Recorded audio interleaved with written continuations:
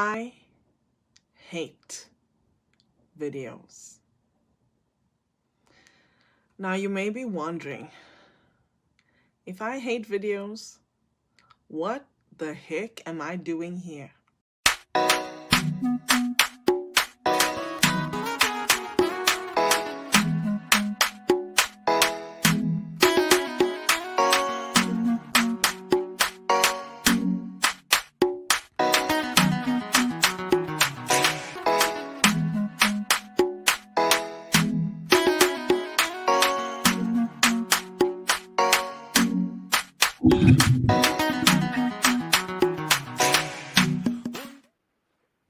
Woohoo!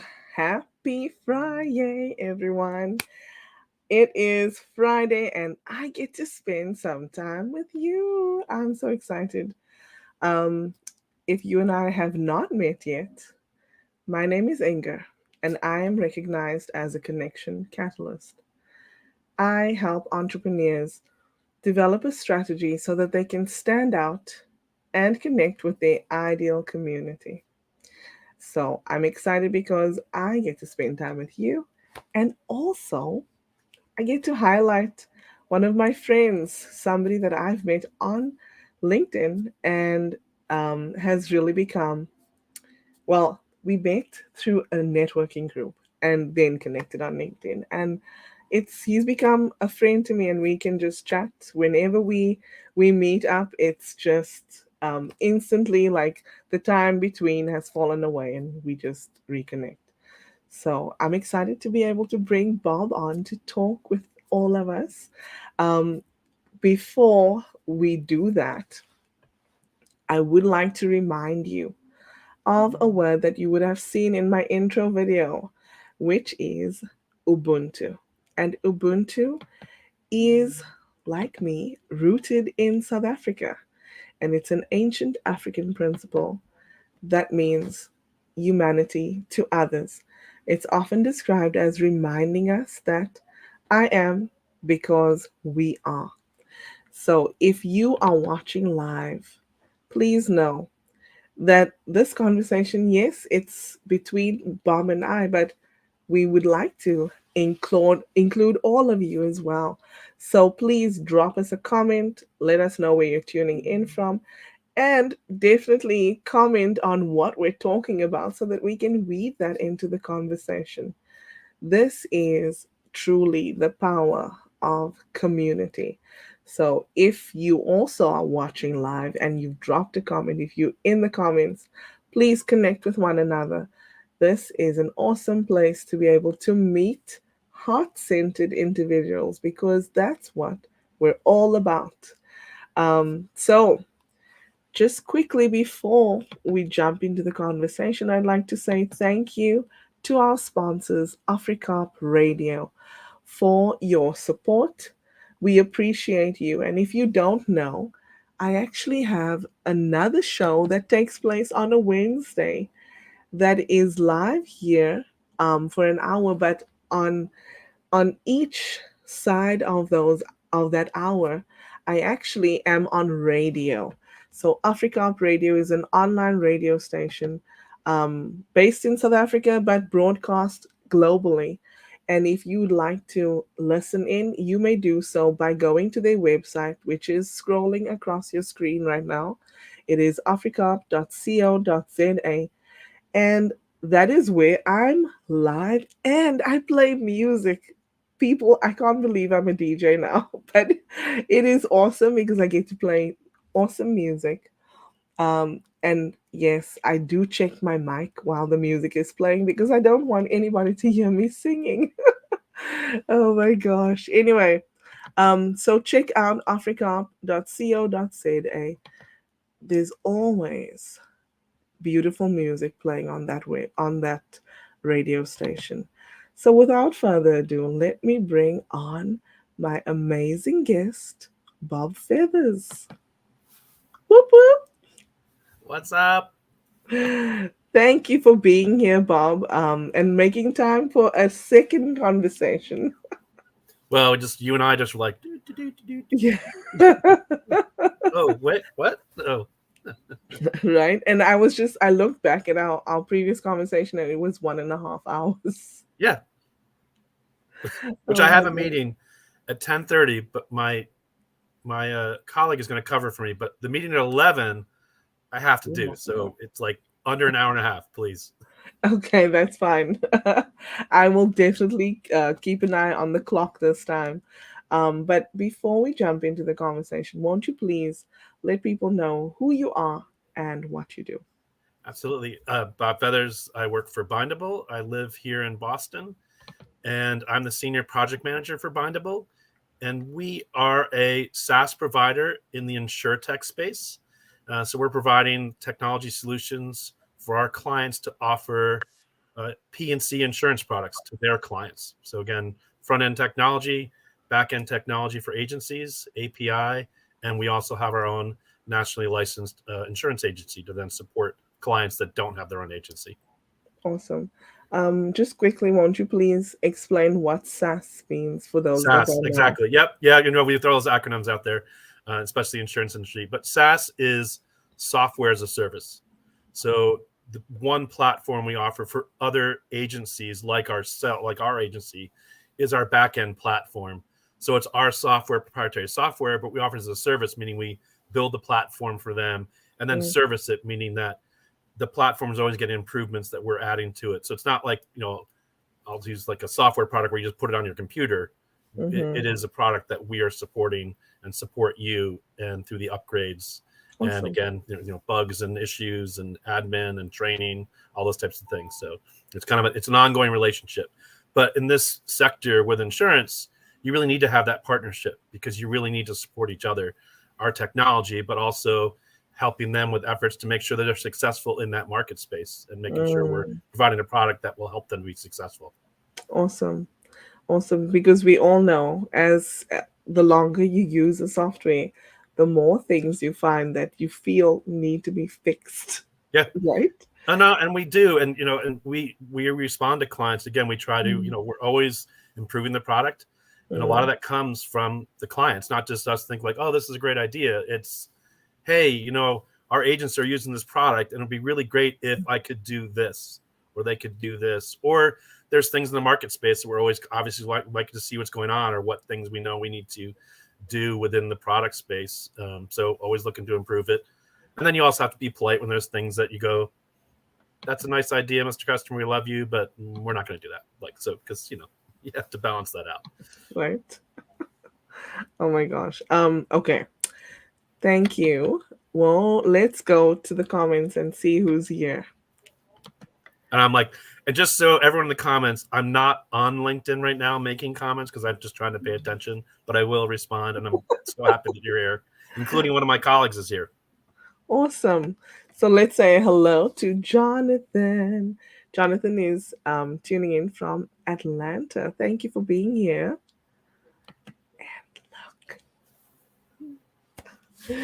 Katie says, good morning. All so excited to be here again. Saying happy Friday. Yes. Nice to see you. Thank you, Jonathan. Oh my gosh. Whitney says, good morning from Katy, Texas. Nice to see you, Whitney. Thank you for being here. Oh, you're so sweet, Katie. Hey, Hello, Karen. Karen Rivera. Thank you for being here. Nice to see you. There's somebody who's comment. I'm going to let you read, Oh, Bob. boy. Here we go. Do we have enough time? Katie says, "This I love to see the networking that happens in the comments. So thank you for being here, guys. And look, Meenakshi, she says, tuning in from Toronto. Wonderful to see this platform to connect with everyone. I actually just met Meenakshi at an in-person event last night. Yeah, so thank In you for being person? here. Yes, Jealous. in person. Bob, honestly, I will say I was so it was so nerve-wracking for me to go because I am I'm used to online networking, right? So when I go in person, I'm like, And you okay, fist pump. Do we shake hands? Do we just elbow Do thing? I What's just out doing? right? Am I going in for the hug? Is it awkward? How Oh my long? gosh, yeah. I don't know if you know who Reggie Waterman is. That sounds familiar, but I no. Yeah, he's had different series that he's done online, so different shows, and he was one of the hosts for last night's in-person event. So I went there. I want There are two reasons why I went. Um, I realized that I need to cultivate an in-person community as well. I have a large online community, but in person, no, I just stay in my lane. But yeah, it was really good and really great to meet you, Meenakshi. Thank you for being here. Ah, someone else that I met online, and he is in Johannesburg, South Africa. So hello, James. Thank you for tuning in. And here is an awesome comment for you, Bob. All right, my buddy Kenny. Save the Ah, flavor of the awesomeness in you peeps for sharing your delectable, scrumptiously, deliciously, edibly tasty, good, heartfelt nuggets of wisdom, kindness, goodness, patience, encouragement, empathy, understanding, sincerity, perseverance, knowledge, honesty, love, hope, courage, tenacity, awesomeness.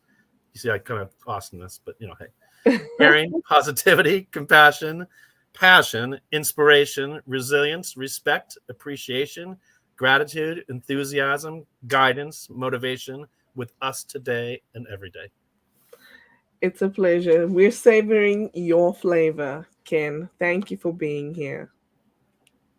And we know that, and we'll get our addresses to you so we can get our sweet potato cheesecake. Right? I'm like so jealous when I see everybody getting sweet potato cheesecake. I'm like, really? I think you can ship it now. It's called dry ice. Yes. And hello to you, Joseph. He says, Bob is the beating heart of Bindable. I believe that. I believe that. And I can remember the day that I first met you. Like when you and I had our first online meeting with each other. Oh my gosh. No, not that one. But when you and I had our one-on-one, and I felt it. I really did. So Katie says, shout out to the SAS peeps. Whoop whoop. Hello, Melanie. Melanie was also someone that I met last night. Nice to see you. Thank you for being here. Oh my gosh.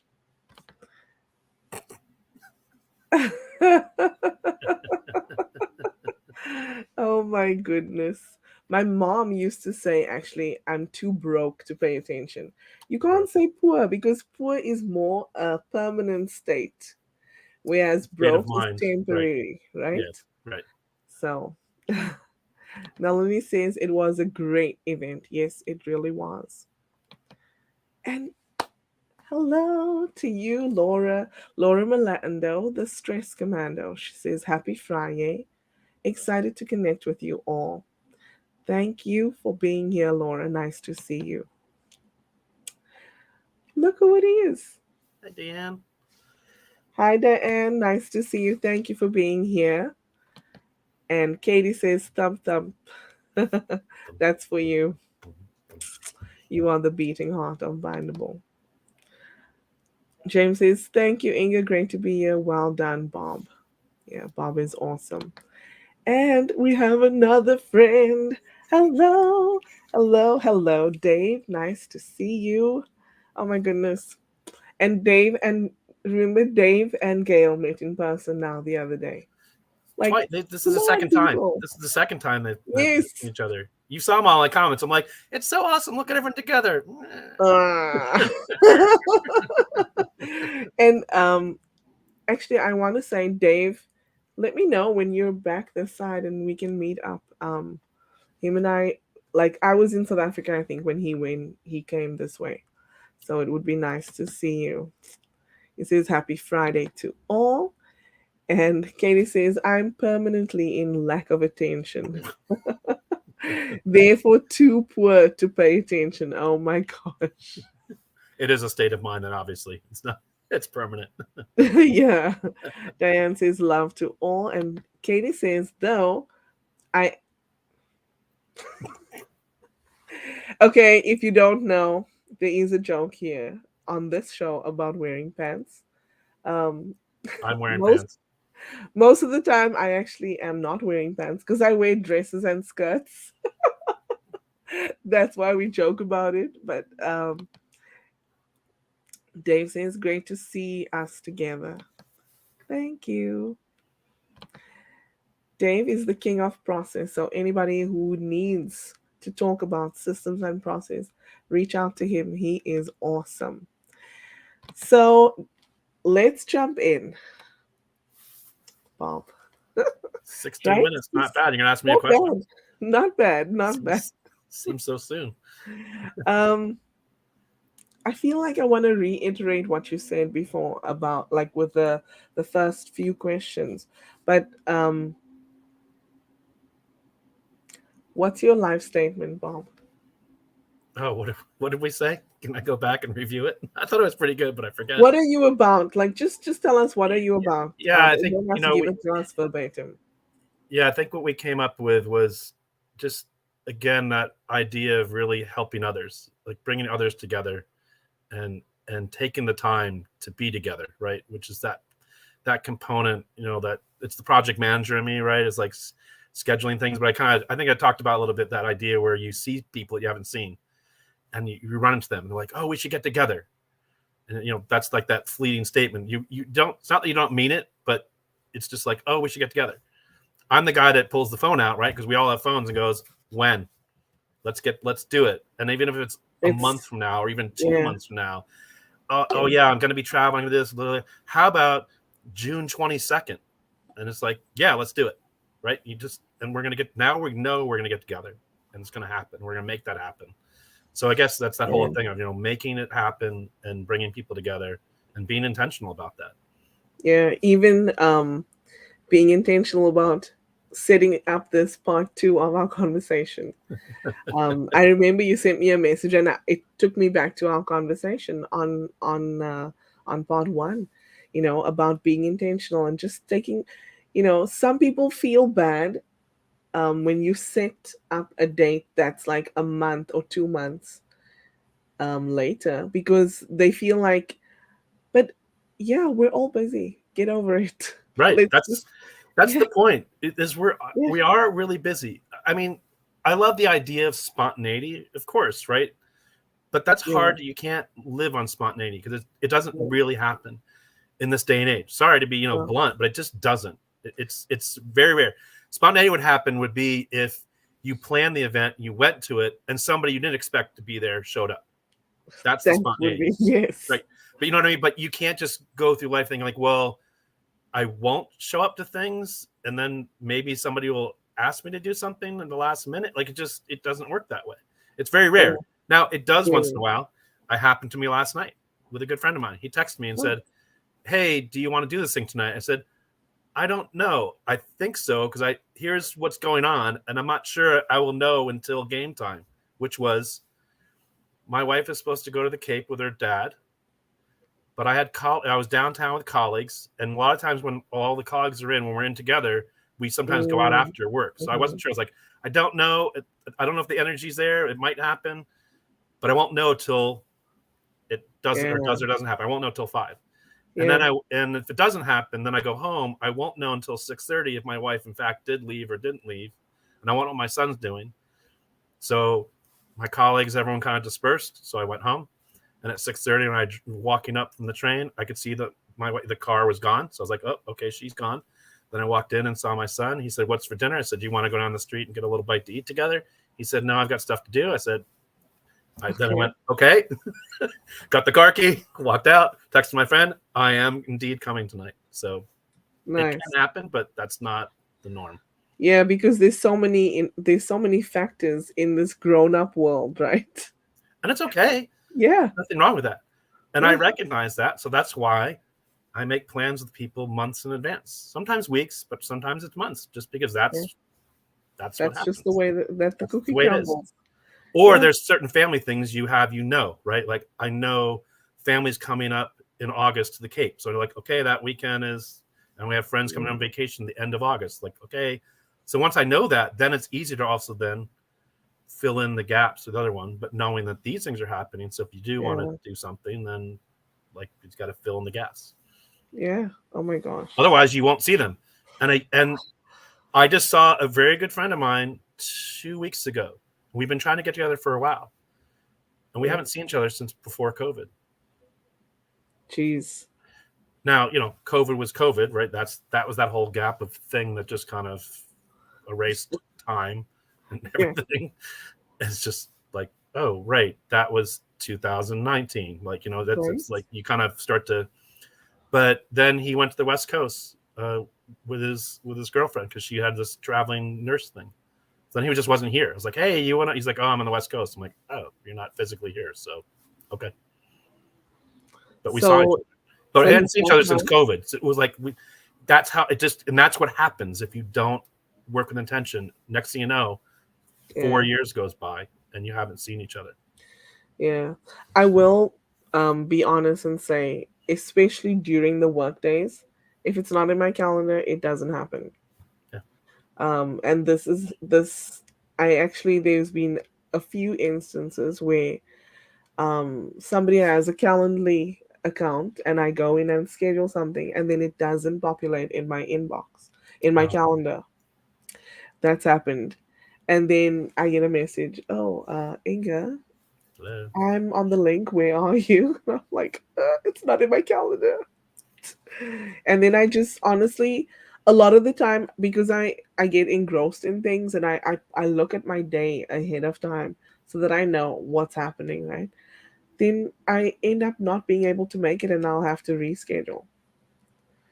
But that's the one thing that I've avoid is too strong a word, but I just haven't done is the Calendly, because that's one area I'm still a little struggling with. Like, I just kind of do it manually, meaning like I just kind of know that my schedule is always I don't feel like I have that kind of, because I'm working.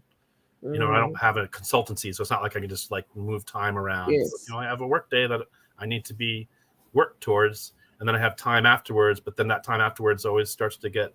I can't be like, oh yeah, 2 weeks from now, I have this block of time, because I might be like, oh well, I'm gonna go out with my friend because he's like, I don't want to. I don't know. I'm just kind of like, when I do make my one-on-ones, which I have a lot. Not a lot as a general term, but usually 2-3 a week now. Right now, meeting people and having conversations, and I just kind of do it manually. I still just, it's not too overwhelming, so I can just keep doing it manually. Or they have Calendly, so I just go, oh, perfect, and I can go find a time to go, yeah, that's a time that works for me. And it's usually easier if one person has it. And Calendly is just a tool. Maybe somebody else has something else. But yeah, I've had that experience, and then I can't, because also like just jumping into something makes me feel a bit discombobulated. I will be honest. Yeah, and I also have, and I keep 2 calendars, work and home. Like like kind of, the work is the work stuff that's all about work, and it's but there's certain personal things that don't go on the work calendar. Kind of my own. It's my own Gmail, right? You just have your own Gmail account, and it has its own calendar, and there's things that go there that just. But then I have to put them in the other one sometimes, like your doctor's appointment, right? Because you got work needs to know that you're not going to be here, which is important. But may I ask why you do that? Where you keep it separate? Well, I can view it on my phone. They're both on there. I can see them. But when you're like on, like you don't. I don't look at both screens. I look. I have both calendars separate. But great. I now put more things on my work calendar just to have them there, because it's just easier on the work day, not to forget. Like, even if it's after work, like it's like, oh, 7:00 dinner, and I'm kind of like, oh, okay. Like, I also mentally know of my work day, like I've got that thing after work, so it's there. But the reservation for like Resi's is on my own calendar, because my reservations is through my own personal account. So then it's in both calendars. So I just I don't do enough that I feel it's not overwhelming, right? I'm not. Yeah, I'm not a state Um, senator where I have all this stuff to commit. You have like crazy stuff. I'm just me. because I have one calendar, Oh and I yeah. don't like to use my phone calendar. That's why I'm asking. But I had a friend Well, the that phone calendar is Google. It's like it is my Google. your It's Google Gmail. Calendar. Yeah. I mean, it's like it's the Mm, Google app, so it's not like it's a.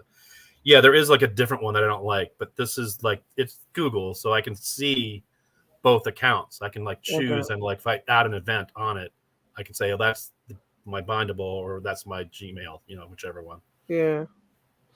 It's fine. Um, I want to say, let's see what Diane said. It's like bringing us all together when I'm there.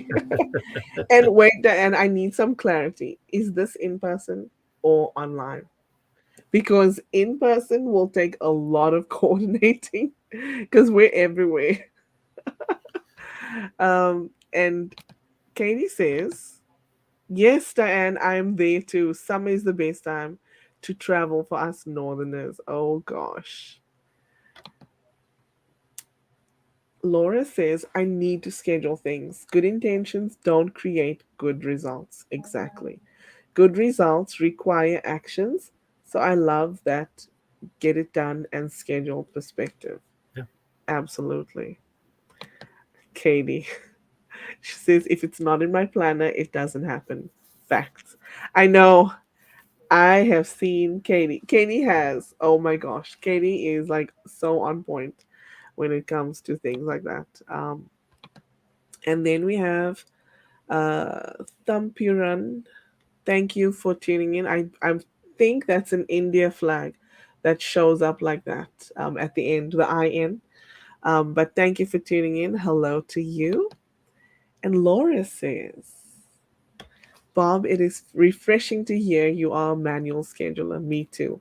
I pay for Calendly, but energetically, it is easier to do it manually.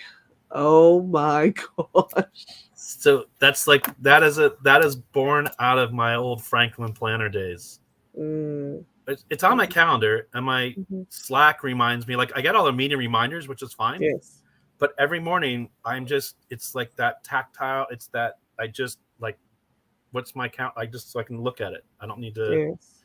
right because then you might be looking at the screen and doing Yeah. work, and the calendar thing will remind you. But it's still like, oh yeah. Like it's this like I write Yeah. it down. I Let's kind of see. know. You can look at it. You go, okay, and these are the things I'm going to do today, and that's just. I pen now. I don't used to be a pencil, but pen and paper Oh, still. I just like the act of writing. I even, when I'm with a client and we're doing implementation, I do it all on the screen, right? Because I'm doing all the agenda on the screen and I'll type notes and listen. And yeah. it is easier.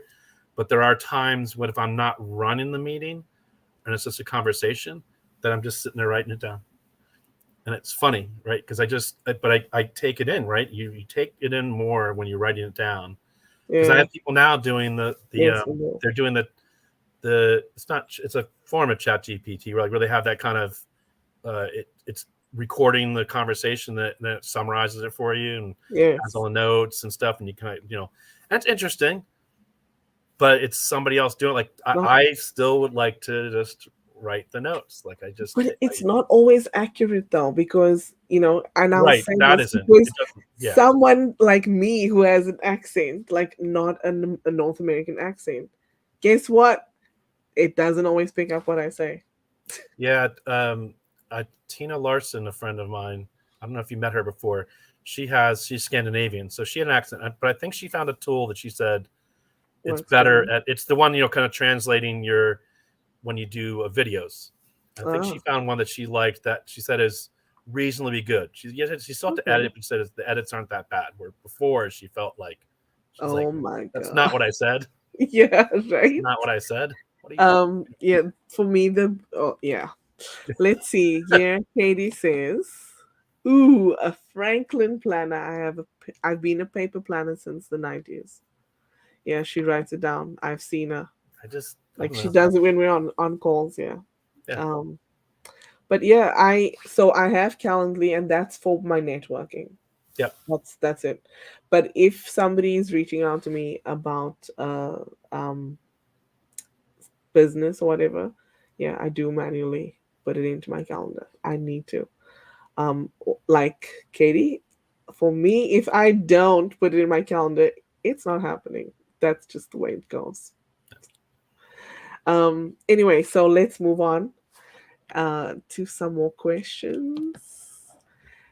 Just quickly, can you share what community means to you and how you have helped Bindable become more of a community, since you are the beating heart of Bindable? Well, from the Bindable perspective, the community community is really, right, it's about it's that unconditional support, really, right? It's that, how do I support others within my community, and not in fake ways, but just really to make sure it's part of being a community is just listening, right? That's one aspect, is listening, just kind of listening, meeting people where they are, and really kind of understanding and having that empathy to. It's not just like, oh, I'm listening. It's like, no, like, what do you need? What's going on, or how can I help you? And just really have that kind of unconditional support for people, regardless of what the situation is. That we're all there to kind of, again, support each other and have that community. And then within the context of that is, how do you continue to build upon that? Like then it's like, how do I not just support you, but then how do I do things that are going to help you and help you grow? And it is, there's always the reciprocity, right? You kind of need to do it in that selfless manner. But the hope is, right, is like, do unto others as you hope they do unto you. So it's not like you're necessarily doing it to say like, oh, I can't wait for this action to come back to me. It's more just like, I keep doing it, but I know in my heart that if all of a sudden I'm now on the, hey, I need help, I'm not afraid to say I need help. And I know that those same people will turn it back for me, right? That they'll come back and say, oh, you need help now. Then we're here because you've always been here for us.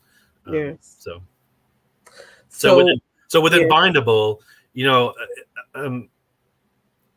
I was fortunate because there already was culture. Like, there was good culture there. It existed, awesome.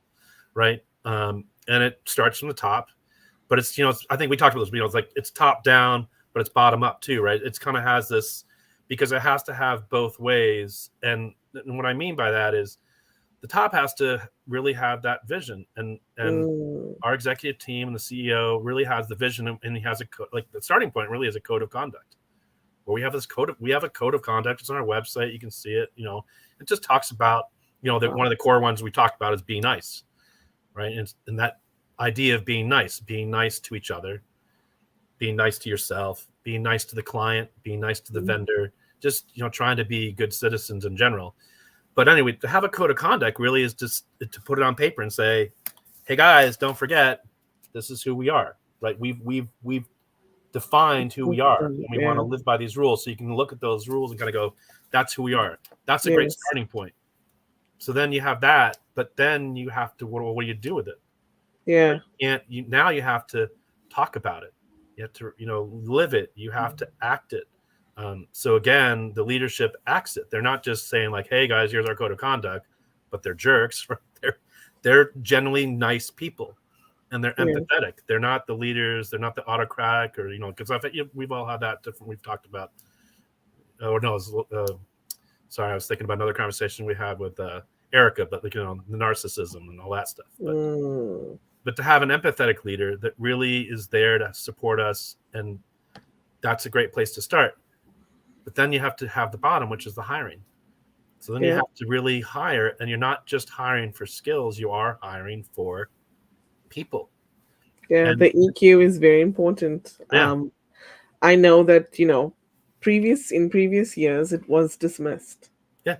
But people are now seeing how important emotional quotient is. And it's across the board. It doesn't matter what the organization is. And I'll use like a small example. One time as a baseball fan, as my team, the Yankees, was when they were looking at two different players, right? And they were kind of like, these guys are very comparable, all the stats and this and that.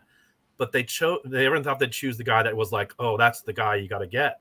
And they chose the other guy because the other guy was a clubhouse guy. Like, he was the guy that, he's like, that was more important than, like, yeah, that's great, he's one of the best hitters, but what if he's a jerk? Like, right? What if he doesn't fit into our thing? And that player was David Justice, and that's who they brought in. And he really, he was like that little push the team needed, that guy they brought in. Yeah. So anyway, hiring is important, where obviously you got to have skills. You can't just come here and work and, not have skills, but there's a kind of a cultural fit. Like, do I want to be, do I want to work with this person? Do I feel this person's going to fit into our ethos? So we continue to kind of, that's an important part, because it's like that code of conduct. So that person needs to fit within that. Is this person going to fit in that structure? So you have that component from the bottom. And then, but then it's about communication. So then it's about the intentions. And that's where our employee engagement committee comes into play, amongst other things. But that's one area where then we, as a committee, and I help to chair that, is just be intentional about the things we do together. Our lunch and learns, our onboarding program called Bindable, our tea and toast, right? Every other week we have a tea and toast and have different subjects. Yesterday we did a _𝐓𝐡𝐞 quiz, and it was in honor of Asian pop culture. We had like 40 people, of a company we're right around 70, but we had I think close to 40 people doing a _𝐓𝐡𝐞 quiz, right? But that's the way. And the one we're going to do in 2 weeks is parents' occupation. We're going to do a little Google sheet and have people share what their parents' occupation were, just to learn more about who your colleagues are. So it's not just about work; it's about who everyone you work around, who they are. So again, that's how you build community within your thing, is be intentional about it. And then we have Slack, right? And there's always the birthday wishes and the We Did That channel. And so there's a lot of different ways you try to promote each other or promote the work. And we're always looking for different ways to do things. So, yeah. That's awesome. So can you tell us, what is your take on networking? Like, how do you go about networking? So the first thing to understand about networking is that it's not a one size fits all. Meaning, right? So there are techniques that everyone can kind of use to network, right? To how to network or get people into your network. But it's not one size fits all. What I mean by that is you have to figure out what your strategy is based on where you are. Am I looking for a job? If I'm looking for a job, then that has a certain strategy to it, right? Then you're really looking to network with people for companies you might be interested in, right? You're kind of looking for roles that you're looking for, learn more about companies, or learn more about roles, or learn if you have the skill sets necessary. So that networking is really geared towards, I need to find work, so I need to really kind of work within that context of that. There could be the business side, right? I really need to grow my business. I'm not, but I have my own business now, and I want to, it's a B2B to C or whatever it is. And how do I reach more people with my message of what I'm trying to get out there? And so that networking is going to be more geared towards like growing just membership in general, like just having more people to reach out to. But you still want to find the right channels, right? So you're still trying to figure out, where does my message going to resonate the most? So there's different ways there. Or in my case right now, it's like I have a great job, or I have this network, or I'm not looking for work. And so it's more about, how do I just find more people that are really interesting to add to my network, knowing that I may not be in this situation forever. And there might be some time down the line that I'm looking for something. So if I have a strong network of people that I've met and have connection with, I know that they're going to, they'll reciprocate to me when I'm in need. So I'm more intentional about, I'm not just like, I need to hit numbers and get lots of followers, and which is fine. There's nothing wrong with that. Again, that's like back to, I'm just trying to meet more people. So just trying to meet interesting people. But within the context of that, so there's another kind of component. Corey Lopes-Warfield reminded me of this when we were on another show. And it's interesting. It's like, I always said, like, well, I'm not selling anything. He's like, sure you are. You're selling yourself. And I went, oh, okay. Yep. So that's good, right? Sorry, let's look at these in the morning. So you're selling yourself, like you're selling your brand. So that was a good context. So in the context of that, it's like, okay, so it's all like lead generation. So in this case, lead generation is how many people am I adding to my network? And not to say that I'm looking like, how many can I add? But it's just like, is my message resonating? Are there more people commenting? Or am I seeming to get the same or consistent messaging or consistent engagement? And from that engagement, is it growing a little bit organically? Which it is, right? So I'll say one more thing, and we can kind of, I think there's a question here too, is never stay within like your only your area of expertise or your vertical. Right. That's a critical thing that people, I think, get so caught up in. And Yes. there's a couple different reasons why. One, of course, is, well, everyone in that thing knows that they're the experts in that anyway. So in some ways, you're like, what are you gonna offer them that they don't already know in some content, in some shape or form? Or we're all kind of saying the same stuff, but you all know the same things. It's like, how do I get into some other areas that are adjacent to, or even just not adjacent to, because I don't know who these people know. And these people may know people in my vertical that I have no idea who they are, right? They just go, and they don't know what they kind of go like, oh, I have a friend who does what you do, but you guys should meet. And again, but you might not know that person, or they may not connect with you because they see you anyway, but they don't really know who you are. But if their friend says, oh, you should meet this person, like, oh, I kind of know that person, but I don't really know them, but you know them, and you tell me I should meet them, then I should, right? You don't know where your connection is. It's never going to be the first click. It's like Sam says, right? It could be 6 clicks away. Yeah. So you don't know where those things are going to come from. So don't just stay within your vertical. Like, you're going to kind of go outside of there because you don't know who other people know and how your message could resonate in different ways. Yes. Right? Like in the SureText, I don't want to just stay in the insurance space, or the project management space, because there may be other people outside that to go like, oh, that's actually interesting. Our clients could really use something like that, because we have clients that could use that I wouldn't even think to tap into. And the other thing that I want to point out is that, to be honest with you, we all know that we are like onions, right? There are so many different layers to who we are. So when you're looking at someone and see who, like, what they're saying on LinkedIn as to who they are, that's one aspect of it. There are other things that you can find that are commonalities between yourself and that person. Yep. So I want to encourage you, everyone that's watching and listening, and if you're catching the replay, Walt Whitman said something, and it's so true. It's absolutely applicable. And he said, be curious, not judgmental. Yeah. Right? Yeah. Shout out to Gail, whose favorite quote that is, by the way. Let's see. I want to see. So, Meenakshi says, very true. In a recent research by Talent Smart, 71% of employers surveyed said they value EQ over IQ. Awesome. Finally, I have to say, like, well done, right? Well done. Oh my gosh. And Laura says, cultural fit is vital. Meenakshi has a question for you, Bob. She says, when we network with others, it's a small time frame that we get. How do we ensure that we create a lasting impression and not bore the other person? Yeah, that's a good question. Oh, okay. Go ahead.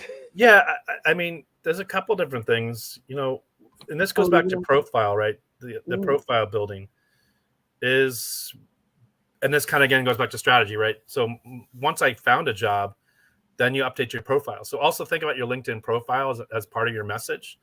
Yeah. And that message can change. So don't be afraid to like change that message. And you don't to me like change it all the time. But the point is that in my headline, one of the things I changed once I kind of got work is I added a few personal things to kind of, paint a little bit more of a personal picture. Not to be like, hey, I can't wait to, but LinkedIn is a social platform, just so people are aware. It is a social platform. Right. It is niche, or it's geared towards professional relationships. It doesn't mean you can't have personal relationships. And again, it's not a dating site, so yeah, let's not it's not a political site, so let's be careful here, folks, right? But you can share things about yourself, because part of what I do at home is part of what I bring to my work life, and part of what I do in my work life is what I bring to my home life. Like, there's things that, because I am just, that's how there are all these transferable skills and things that I do that translate. So if I add a few things of color about kind of who I am, it also adds that. So back to your point, like how do I find a common thread? And so mine is cooking, right? Wine, cocktail. Like there's things about me that you can kind of go, oh, okay. I don't know what this InsurTech stuff, SaaS stuff is, but he likes wine, so that's interesting. So then maybe there's a conversation there. So, and your about section too, that's another area where you can really then start to tailor it towards different things or change it or messages in there. Certainly if you can get on shows like this to have a 3D resume, right, to have conversations that people don't just see the 2 dimensions. And not just through this, but through comments. Joining these shows, this is important, right? This is a part of networking, is taking the time to go to these shows, because I've met so many people through this type of networking. And this is trust networking, because if people are coming to your show, I trust you because you and I are good friends. Then I pretty much trust that anybody that's coming to your show is somebody that if they reached out to me and said I saw an Ingor show, I'd be like, fantastic, because if you came to Ingor show, then you took the time, and I pretty much trust who you are, that there's something there that we want to do. So that's awesome. Conversation. And so what do you do when you are networking, like on a one-on-one with somebody, to create that lasting impression? I mean, it is to have the one-on, right? Like having those phone calls. And I guess the one way I'd look at it is it's never formulaic. I never know what the conversation is going to be.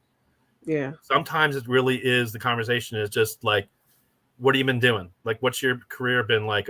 I'm curious to see how you got to where you got to, from both sides, right? You're kind of like, that's really interesting. You did this, or there's some commonalities you start sharing, and then don't let it be like, oh, let's keep talking about it. It's like, if you start talking about some story about project management and that's the thread and that's your 20-minute conversation, then that's it.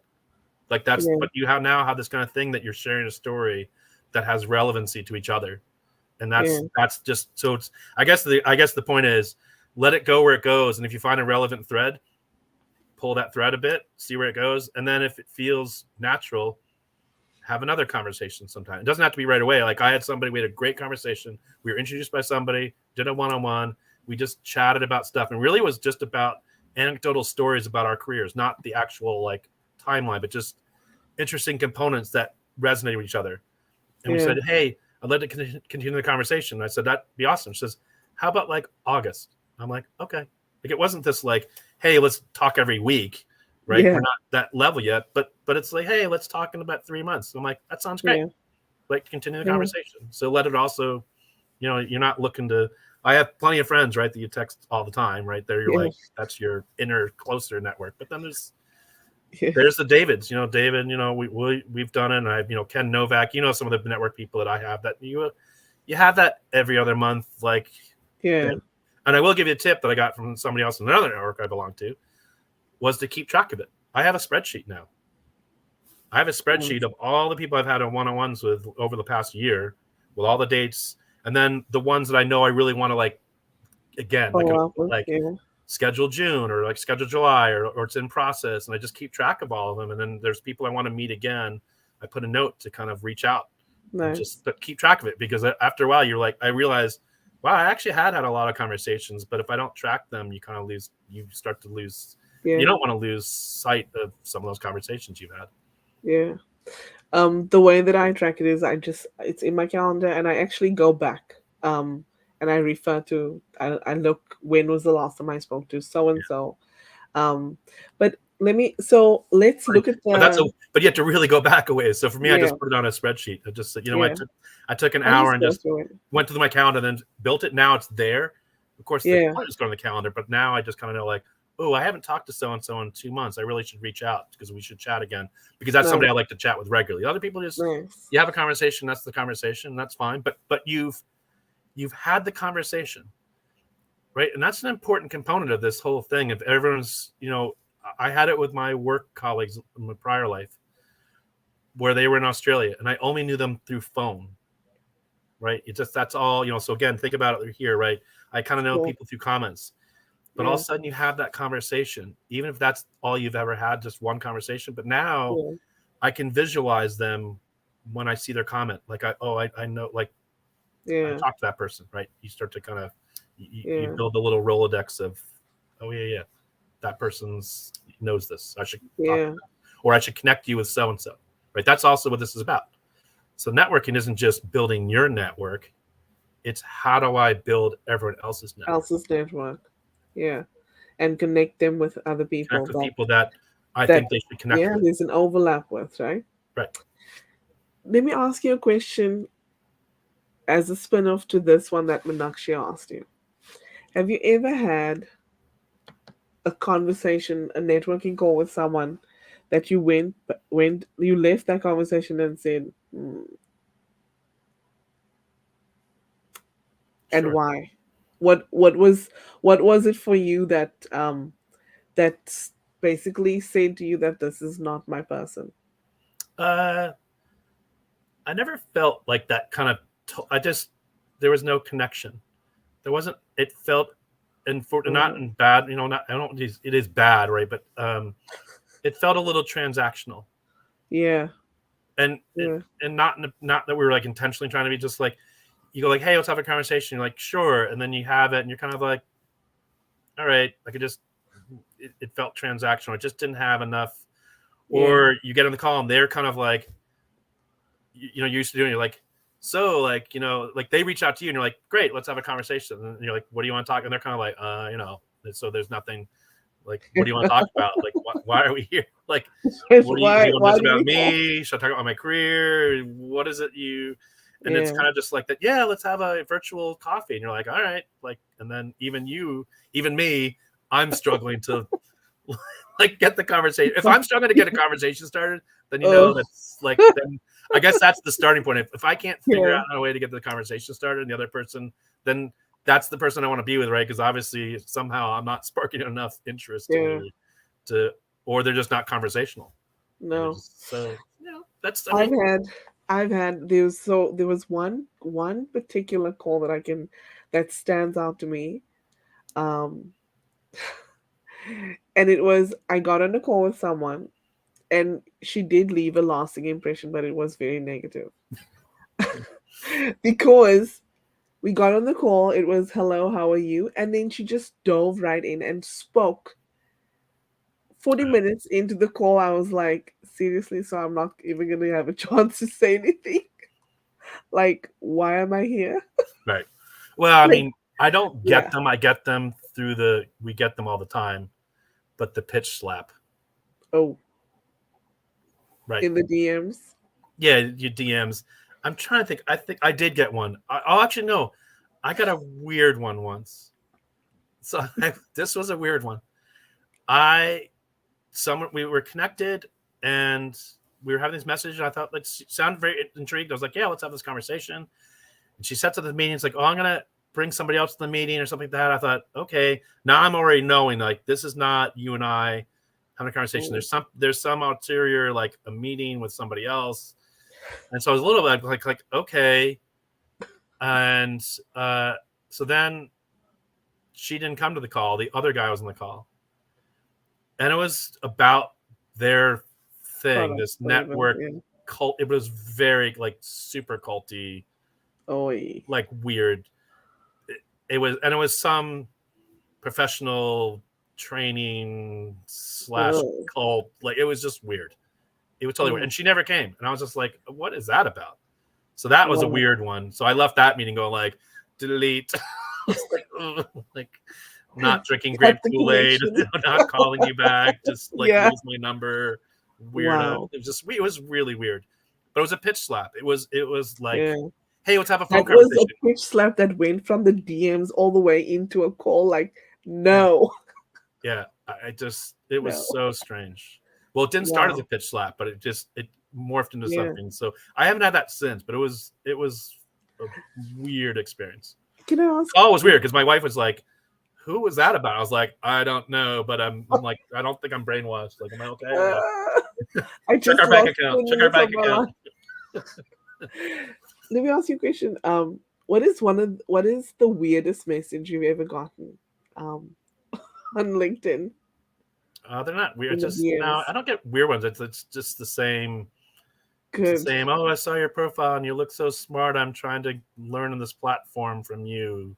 And it's like bad English, or just also sentence structure is terrible. It's bot. It's like weird. And they're usually, I don't know, I could say who they are. They're typically women. And there's always like the same kind of like University of Singapore, and I'm a jewelry owner of a jewelry thing, or I'm the CEO of L'Oreal, or it's just these really bizarre. But I get them all. I get those And constantly. it's like you want to say, really? Yeah, I just you're Like, really? like Can I tell you what is my weirdest one? please do. The That's all you. weirdest. That was the question for you. It wasn't really about me. You wanted to talk about yours. No. I have to tell you, my weirdest ever DM was, you, Ingor, you and your daughters are mine. Ooh. And I was like, what? Yeah. Delete Report, profile, delete everything. Yeah. Special accounts, change numbers. Oh my gosh. Yeah, that Get our was really, passports. We're really leaving the strange. country. It was so bizarre. Anyway, Whitney says she loves the questions that you at Bindable get asked to get to know each other better. She says she's always there for deeper questions. Whitney, we should actually have like a group call where we ask each other some deeper questions. That would be So actually cool. I have a list, and here's the other thing we did, right? So you're trying to get people engaged.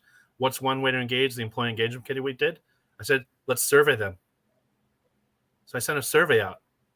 Said, Oh, hey, we do you like the quizzes, or do you like the questions, or do you like when we share pictures? Like, what's your favorite? To prioritize them. And people like the Kahoot, and people like the questions. The pictures, they were 𝐓𝐡𝐞 on. And not to say they didn't like them, but that wasn't their. So we geared it. And then I said, if you had to choose like questions, what are the questions? And now I had this laundry list of all these great questions. So I have enough tea and toast for the next like 2 years if I wanted to. Like I have enough questions to ask people. Some are very funny, and it was one of my colleagues, and it was super hilarious because some are just they were like, because you can't think of them all, right? Like what else? yeah. What do you guys want to talk about, right? And so there's some really good ones. One I loved was your favorite. There's a lot of favorite. I put the favorite, and then because I got a lot of like your favorite, and then I have a little category of all the different favorites people want to know about. But the one was your favorite Kevin Bacon movie. I was like, wow, that's very specific. Then I was like, what are you trying to gain from this? Like, if there's something specific you want to know about me based on which Kevin Bacon movie I choose? Oh, like, no. okay, but I almost was like, but it's pretty funny, right? Because like, what's your favorite ice cream? It's like, what's your favorite Kevin Bacon movie? Like, wow, oh my gosh. that was awesome. What is your favorite recipe, Bob? Oh. Bob, for those that don't know, Bob loves to cook. So I'm just interested. I mean, I'm making new recipes like all the time. So just more and more and more and more. I mean, there's one that we can't get enough. Like there's one that I almost like you force yourself not to make because you feel like if I'd make it every week. It's that Martha Stewart's that red lentil cake. It's these red lentil cakes. So very easy. So it's you soak red lentils in water day of. So it's not like an overnight thing because they're not like yes. they're pretty small. So I do that in the morning. Anyway, it is some scallions in the scallions, and then it's some egg and turmeric and baking powder, and I use sambal olik, which is that kind of the hot chili sauce. It calls it harasa, but you can use either one. And then the red lentils, and you blend it, and basically it's like a thick pancake batter. Think of it as like a thick pancake batter. Yeah. So then you make these, you put them in a pan, you fry them in a little bit of oil, just you fry them in a pan, crisp them up in about 5 to 7 minutes per side. You throw scallions, you throw some of the scallion tops, and then you put the batter on top, and then you fry them. And then it is a salad I use arugula, fresh mint, and cucumber, sliced cucumber, a little fresh lemon juice. And then the dressing is yogurt with feta cheese, lemon juice, and garlic in it. Oh wow. That's the recipe. It's really good. It sounds really good. Oh, are you hungry? I am. Yeah. Oh gosh.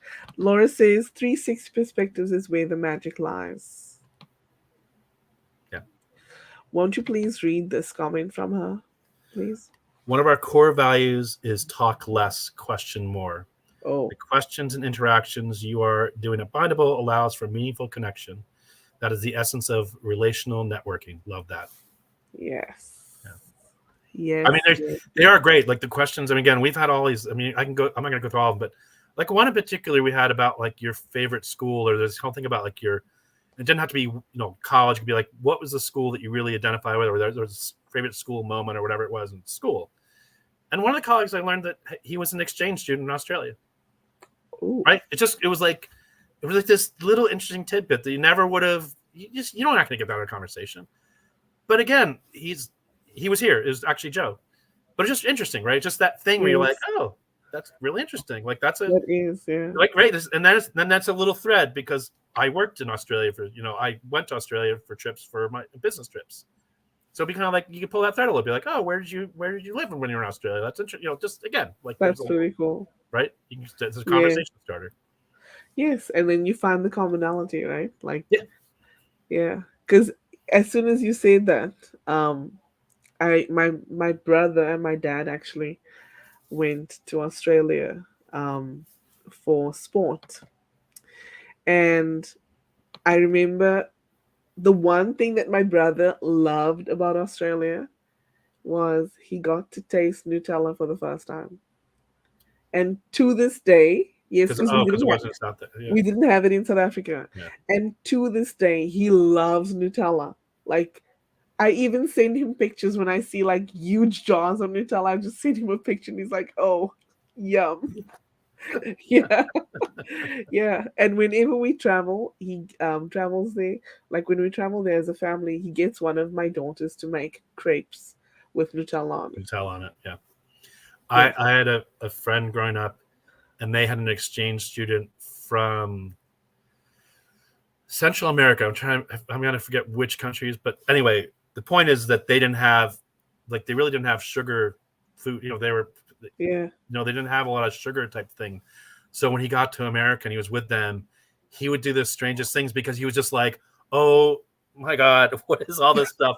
So you have like he was the kind of stuff where you'd have like Captain Crunch with chocolate milk and gummy bears and M&Ms and like he just Oh, maple syrup, or he would just like be like, what is all this stuff you Americans have? I can't believe all these things I'm having. But it was like sugar. It was just all the things he could oh my never gosh. experience in his life. And he was like, give me more. It was hilarious. We're like, what is this kid eating? He's like, and my friend's like, oh yeah, he hasn't been exposed to stuff, and now he's got this like palette of stuff. Oh my gosh. Yeah. That would be absolute torture to have to go back and not have access to that afterwards, right? Well, I mean, Captain Crunch with chocolate syrup, maybe. Uh, I mean, like, maybe you might be better off. You'll probably live longer. yeah. Yeah. Your life. Oh my gosh. Whitney says the tracking spreadsheet is a great idea. It is so easy to forget. Oh, believe me, when I Absolutely. went back to my calendar, I was like, oh my gosh, like I was like, oh, I'm glad I got this tip, and I'm glad I'm keeping track of it, and it's really been helpful because it's Yeah. now it gets, that's the intention, right? Now it's like, Yeah. oh, I need to talk. I didn't realize I haven't talked to that person for 3 Yeah. months. I should really call him again. We haven't touched base. I forgot how much Yeah. time has passed by. Yeah. And I it's actually do it. it's somebody who's like somebody I trust, right? Somebody I want Yeah. to like, somebody I Yeah. want to continue the conversation because we don't have the WBS anymore. Like that's some of the people that we don't have our call anymore. So I don't have that outlets. Now I need to be more Yeah. intentional about some of those people that I want to make sure there's a space to Yeah. converse, to have that moment. I actually do this once a month where I go back and I look in my calendar like who did I meet with this month, and then I take note of who I want to meet with again. So Katie says it happened to me before, a not so great meet and greet. They were on a phone in their car and had bad connection. We both kept talking over each other because I couldn't hear them and they probably couldn't hear me. They spoke about how we could do business together and it felt like a sales call. So odd and not what I prepared for. Mm. Wow. So I had one, Yes. I will say a little bit the opposite, but in a really good way. It's somebody I met through 𝐓𝐡𝐞 𝐏𝐿𝐼𝐄, right, through 𝐓𝐴 And, Yes. I'd been in some networking calls and met people and connected with them. And then when I went to New York City, Liz arranged for a whole bunch of people to get together so I could meet people in person. And so it was great. So it's a bunch of people I'd Nice. seen, and most of them were people I'd seen on screen before. So I knew who they were, but I hadn't seen them in person. So now we're having these conversations. So now it's Nice. just chatting, right? So great. And then one of them in particular, she and I said, hey, let's connect again. I want to connect again. And we had a phone call, and it was more, it was more about business, about how she could help, but really important stuff because it was about culture and about, so it was actually, again, Nice. she wasn't like, hey, I need to, but she's like, hey, by the way, because I knew what she did. I said, yeah, let's have the conversation. So we did have the conversation. And she brought a lot of great materials that I can't wait to dig into that I don't know where it's going to go. But I wasn't totally, I didn't know it was going to be all about this. I thought we are just going to chat some more, but the conversation was really helpful. It was a good conversation. I was really appreciative of the effort she put into it. Plus because she was in Australia at the time. So wow. it was like Saturday morning for her when we did the call. But, wow. But anyway, this was one that we weren't just getting back to have a conversation. I wasn't sure where it was going to go, but at the same time, I was thankful. She had a lot of great information because she had tapped into where I was and kind of some things that might be important for me. So it was great. It was great. Awesome. Whitney said, I hate that kind of pitch slap. I haven't gotten one from a cult-like group, but in my last role, people would reach out to me and then try to get me to buy their service. Yeah. Look who it is. Oh my gosh. Hello, Robert. Rob, I met a mutual friend last night, Reggie Waterman. I met him in person. It was so awesome. And he's laughing because he made it. Yes. Laura says, transactional networking, aka pitch slap, the surefire way to tank your reputational capital. I made that mistake early in my career. So when it happens to me, I know it is I know it is karma and a reminder to apologize to those I did that 2 years ago. Oh my goodness. Insane. So I want to go back to that thing we were talking about, right? This whole idea of trust networking.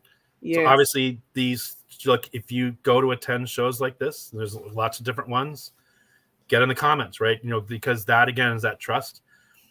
If you have other networking calls that you go into, I joined one that was JD Gerbenshine did this really interesting open day, join the call when you can and want to, and there's different people, different conversations, and take the names down and then reach out, right? And then but there's got to be a message, right? Hey, I saw you on JD's show. I'd love to learn more about it, whatever it is. But just you take the time, because your second level connections, I know this person, you're connected to them, but now we've seen each other together. So there's an element there, right? But take the time. It's the third level ones. Because I'm not trying to grow numbers. I just don't know. Third level ones, you could just keep, auto accept everything and just get more numbers. But I don't even know who these people are. There are third level people that will send me a message that's not the spam bot. I can tell, it's not the bad one, and just kind of a vaguely interesting message. And every once in a while, that's they actually have a real profile. Oh, this person's real. They actually they post stuff. They don't just repost things. They actually make comments. You can look at their activity, right? That's what you gotta do. Look at their activity. They actually look like there's somebody that's doing something. You're like, all right. And they've sent a message, and sometimes in that case, again, it's not often, then I'll send a message back and just ask, what led you to me? So we're third level. So how did you connect? How did you think to connect with me? Or what was your vehicle? And then what is it you hope to gain, or try to get some and if you don't get a response, it's just, they're just I just saw you and whatever, and recommended by or something, but again, oh my gosh, I don't need the numbers, because I'm at the point now too where I actually get worried. There's times where I'm oh, who is that? I'm do I know that? I'm kind of have to look and try to figure out who they're connected to, because sometimes if I'm not really, you forget. I'm is that from that network or this network, or who? How do I know this person? What do they do? Why are you here? To be honest, if you go beyond 100-ish Well, connections, that's when you get to the point where you're like, yeah. I can't Yeah, I exactly, mean, right? I guess you know what it is? It's like there's the ones that now that we're always right. Yeah, Katie, yeah, Whitney. I mean, these are Dave. I mean, yes. these are our peeps. These are the people that These are my peeps. we're Yeah. consistent, right? Because we show up. Gail, Yes, right? You know, like so you yes, kind of know those people, but I yes. feel like that's a network that's also getting to the point where it's like, oh yeah, and then there's because with Brian Mm. Schulman, right? And it's like you go to Nancy and Brian Oh, Schulman's, and that's like that's a little exponential bomb of people that I'm starting, and then you're like, and you almost feel like, and you're like, hey, I'm gonna tag some people from that crowd, and you're like, oh my god, I gotta get the list out. You're like, I hope I don't forget anybody. Like, oh my God. talk about outside your vertical. Right? Like there's a Yeah, show that has nothing to do with anything other than just being positive to each other. And yes. there, if you did a dissection of the verticals in that group, I bet you it'd be pretty immense. So you'd be pretty Really. surprised what people are Yeah. doing because there's people across, Yes. across Across the board. industries, across the board. Yeah. Look what Robert says. It's Footloose. footloose. Duh. Oh, by the way, I don't know if you got this, but could you please share your questions with me? I would love to see them. I'm talking to you, Bob. What? Which question? Sorry. The questions that you guys use at Bindable. I'd love to see Oh them. yeah, I can. Yeah, I can. Yes, please. Yeah, yeah. Whitney says Tremors. That is her favorite Kevin Bacon movie. And Robert says, I think Bob needs a taste tester. I volunteer for that role. Okay, and ooh, Robert says he forgot about Tremors, and Whitney says it's a classic. And yes, Rob says you're making us hungry. I agree. Like as soon as you started talking, I was like, oh, yeah. And Whitney says she loves arugula. Rob asked if you could please send him a plate since you spoke about dry ice. This one doesn't work. Doesn't translate. Sorry. Oh my god. Make it yourself. Whitney says crepes with Nutella and banana. Ooh. You know what I like actually? Crepes with Nutella and peanut butter. Yeah. And by the way, I do not like Reese's peanut butter cups. Yeah. I know, right? It's too sweet. We don't know you. It's too sweet. I can't. Yeah, I will have a maybe there's a version you get with dark chocolate. Maybe you got the dark chocolate version. Oh yes, But that get would like work. don't get Reese's, but get like you can get other brands. Oh, it's a Justin's or something. I think it's Justin's. Wow. They do it. So Justin's does a dark chocolate one because I only get the dark chocolate one, so it's dark chocolate. And he also Yes. does a couple different versions, like dark chocolate and almond butter. Like so, if you're allergic to peanut butter, he does a couple other ones. Yeah. I want to say it's Justin's. I can picture it. It's like white. It's a white package. They're gourmet peanut butter cups, but they're dark chocolate because I don't care for the Mm. Reese's because milk chocolate to me is too sugary. It's too high. Yeah, it's You too need a little more. sugary. Yeah, so try because peanut butter and chocolate is. I mean, they're not wrong, man. It's No, it's not no. no. And to me, I like crunchy peanut butter because I like the nuts. I actually recently had a craving for chocolate with nuts, and I When took Whitney confirmed it, it's oh Justin's. my oh it's Justin So and by the way, we don't have that in Canada, so like wah wah wah. David Chrysler, bring it across the border in your bag. Yes, please. Oh my So god. here's one for you because this is when I went one time to a brunch and I'd never been before. I forget for whatever reasons, and said, "Oh yeah, and by the way, we do a waffle contest." I was like, "Oh," Oh. I was like, "All right." Like, it's like, "You sure you want me to come?" She's like, "Whatever." I was like, "I'm gonna win," but she was like, "All right." So I showed up and I did a waffle, but I added into the mix peanut butter, bacon, Oh. and then I did cocoa nibs. So let's just Yeah. say That was a slam dunk because the kids were like, what is going on in here? Chocolate and peanut butter and bacon in the Oh waffle my itself. gosh, yes. And then to go one step further, I just saw something on Bon Appetit, the guy who does the food hacks, and he did potato hash browns in the waffle iron. So then I proceeded to like blow their minds because all of a sudden I brought this stuff and I basically put in the drained hash brown stuff and then made hash browns in the waffle iron, and everyone's minds are just like, what is this guy? It's insane. They're like, oh my god. You should try it with cheese. Oh. So anyway, they handed the apron to me and they're just like, yeah, don't come back next year. They're like, nice to see you, don't come back. I can imagine. Look what Whitney said. She says that exchange student sounds like Buddy the Elf. Yes. Yes. Oh my gosh, hilarious. Ooh. Katie asks, have you ever made falafel? That's her favorite. No. It's like what I'm making is pretty close, but there's some things that they don't resonate with you. Yeah. Falafel is one of those things that just doesn't like hummus or hummus, as people say. I don't dislike it. It's just not something I gravitate towards. For whatever reason, I'd rather guacamole. Like my wife, Courtney loves hummus. I'm just like, like I get it. It's totally like I see the homemade recipes. Like I probably if I did it, I'd make it myself. Yes. But it's one of those things where I'm just like, I don't know, just like it's not exciting. I'd rather have salsa or guacamole. Like those just have more more flavor, more. It's like I know exactly what you mean. It's more of an explosion on your on your palate, right? But I will say, making your own hummus is definitely. And that's kind of like I would make it myself and be like, get back on the train. But just like getting stored, I'm always like, I don't like snowboard. It's a nice mouth feel, but doesn't have a lot of intrigue. It just isn't. Just there's a mouth feel there, it's the creaminess, but the flavors. Sure. I don't know. Like it's like a vehicle for the. I mean, I'll give you one that we make. It's this shrimp skewers with lemon, and you actually grill the lemon too, and then you kind of so the lemon's really warm. You squeeze over the shrimp, but the sauce is this again. It's a yogurt feta sauce, so it's like this kind of yogurt and feta. Anyway, the sauce itself that's the thing, right?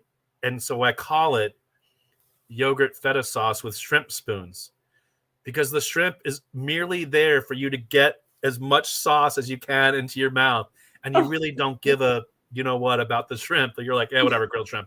But it's like, so it's a shrimp spoon, because it seems rude to just eat the sauce with a spoon. So you grab a piece of shrimp, and then it looks like you're.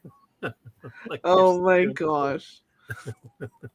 Laura says the question conversation starters are the workshops I do for companies and now do inside my networking community. Cool. It increases vibrational energy and connection. This is the best way to overcome the loneliness epidemic and increase employee job satisfaction and productivity. Bob, so high fives to you and your company.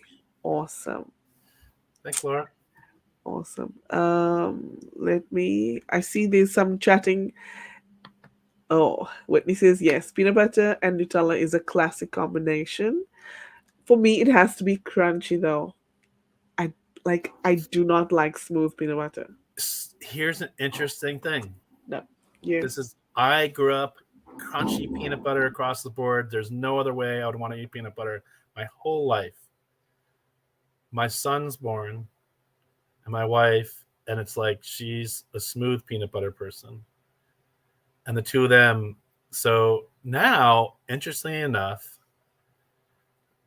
we have both, and I actually eat the smooth more. I don't know, Ingor. I'm not saying I don't like crunchy, but it's just I don't know what I mean. But I will tell you this: so I will get dark chocolate and peanut butter, right? As just like a little tablespoon of peanut butter in a ramekin, and put some dark chocolate in it, and just make my own peanut butter cup, right? It's not processed; it's good natural peanut butter, and really good high-end chocolate. And I have to say, when you do it with crunchy peanut butter, yeah, it's like kind of weird. Like it doesn't have the right. So I need the smooth texture. peanut butter has its place in the world. Just saying, like don't Oh my totally dismiss God. it. Oh, look what Katie is saying. Yeah. That's there. It's like that thing, right? That kind of sits there. You're like, yeah, the Yeah. TikTok thing, or I don't know. It's It like, would be well, awesome, actually. I've got a lot of different people like supplying ideas, and but then it's me going like, yeah, I can't wait to also do that. Like, I love you guys, but that's enough to do my job, do my Yes. friend thing, come home and make dinner. Not every night, but like, so it's like now, like, oh, now I'm gonna, hey, honey, guess what? Other than my LinkedIn conversations and my networking calls, I'm also going to add this TikToking thing where I'm going to go over here and do these. She'd be like, oh, fantastic. That sounds great, honey. Right? Oh my gosh. Meenakshi says, I have to move for another meeting. And so do you, Bob. So we I need do to wrap too. up. Yes. Thank you for an amazing session, Bob and Inga. It's a pleasure. Thank you for being here. Um, oh, yes, I agree. I agree, Whitney. Oh my gosh. And I think Katie, yeah. Katie's like, I feel sick. Bacon and peanut butter. So Katie doesn't eat bacon. Wow. Like, I'm sorry, Katie. Rest in peace. Like for me, bacon, life without bacon, like what? No. Yeah, bacon. And she says hummus is her favorite too. She loves anything chickpeas. Chickpeas, yes. Meaning I have a lot of great recipes with chickpeas. But grinding them into a paste, kind of a, I don't know. So anyway, there's a nice chickpea slaw I do. It's got fennel, sliced fennel and red Oh, onion and celery and chickpeas and lemon juice and olive oil, and it's for you do like nice. a pork schnitzel, Nice. And so it's a really nice, and chickpeas are great. There's one to do like these chicken thighs, and it's a chickpea stew basically. Super easy. Yeah, Oh, chickpeas are great. nice. Whitney says jalapeno yes. There's jalapeno hummus. There's also where we are, there's Oh, there's like 40 flavors. You're like, yeah. have you ever had chocolate hummus, by the way? No. Exactly. But it's a thing. No. It's so bizarre. And it's like, but I was again not seeking it out. But I was like, I get it. But it's just strange. Really? Yeah. That is strange. Just I think I would be like I would have like this, a mental block about it. Well, yeah, because there's things that just don't make sense. They're Yeah. just counterintuitive to anything. But every so often there are things that, well, that it was an IBM. They did that whole thing, whatever the AI, where they did it chemically or something. They did a whole chemical analysis and put things together. Said these things go together, and things that just you wouldn't naturally think to put together. And it had to do with like either flavonoids or acids or just things that made things compatible at a real like kind of chemical level. Okay. There's a little study about it, and some of the ones you see, you just think like no way. But I'd be curious because I think some people have tried them and said like it's bizarre, like this shouldn't be right, but it's right. Like this shouldn't work, but it does work. Like so, right? Because again, there's aspects of smell or taste or things that kind of connect in a way that you may not think about. So I guess chocolate hummus. Now I'm not saying that chocolate hummus is it, but I'm just saying.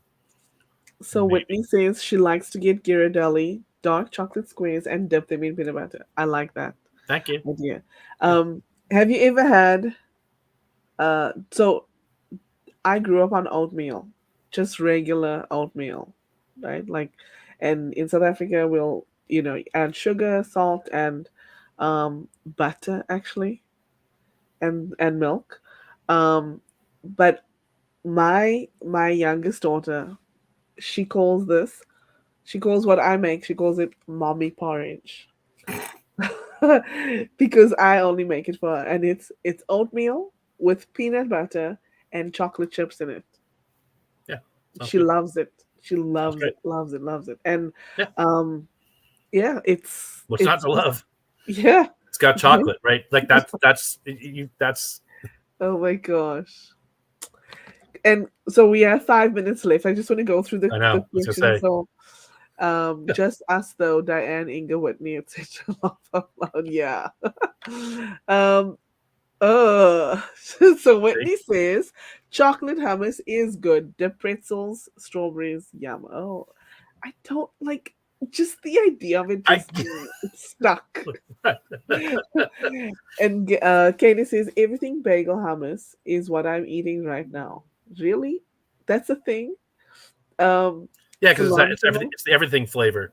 Yeah. It's got the whatever salt, poppy seeds, sesame. Yes. It's got all the I little onion, seen the I granule. actually seen cream cheese with everything bagel seasoning in it.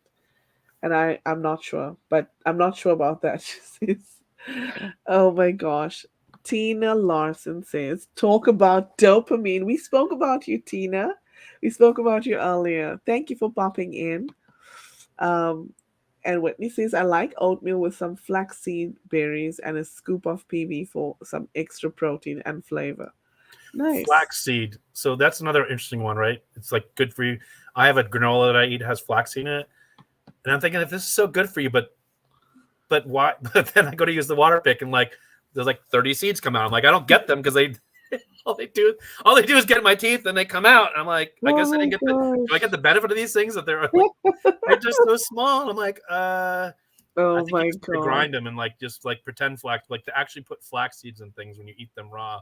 I'm thinking like they're in my teeth and then they come out and I didn't really get the benefits. So I don't know. Yeah, me too. But we have 3 minutes. What are your final thoughts about networking for everyone that's still watching? And also, where can people find you, please? So here on LinkedIn, of course, is the best place to find me, but also Instagram if you want to see the food stuff and be hungry and Yes. whatever. So um, yeah, really about networking really is kind of what we talked about, but is you know don't just stay within your vertical, right? Make sure you're expanding outside your vertical. Make sure you join these types of events, right?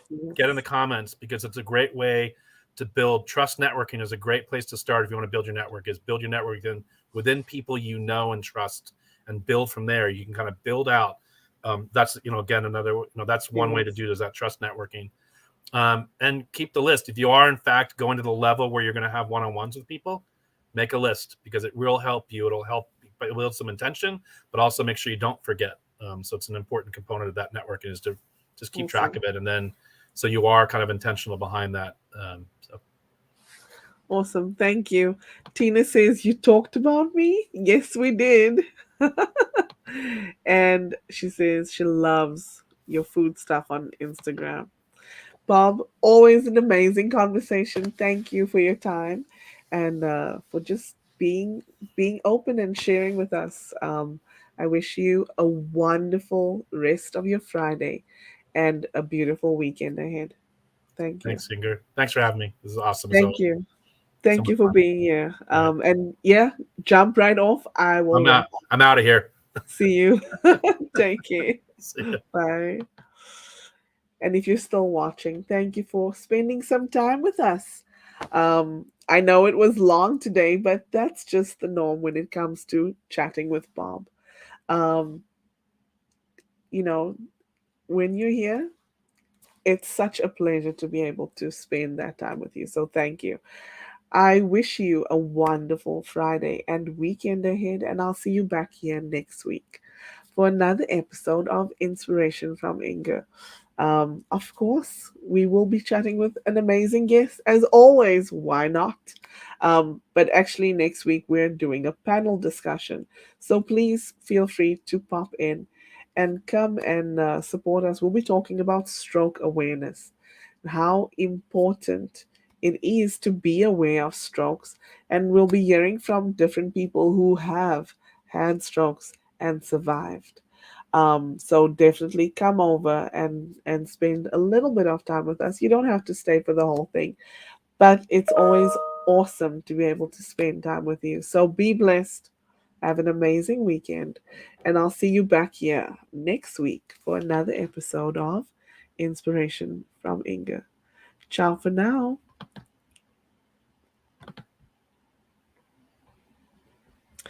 Oh, I think I saw a comment. 1 second. Tina says, and I love lists too. Great tip, Bob. And Whitney says, this was fun. Thank you for brightening my day. Thank you for brightening our day. It was awesome.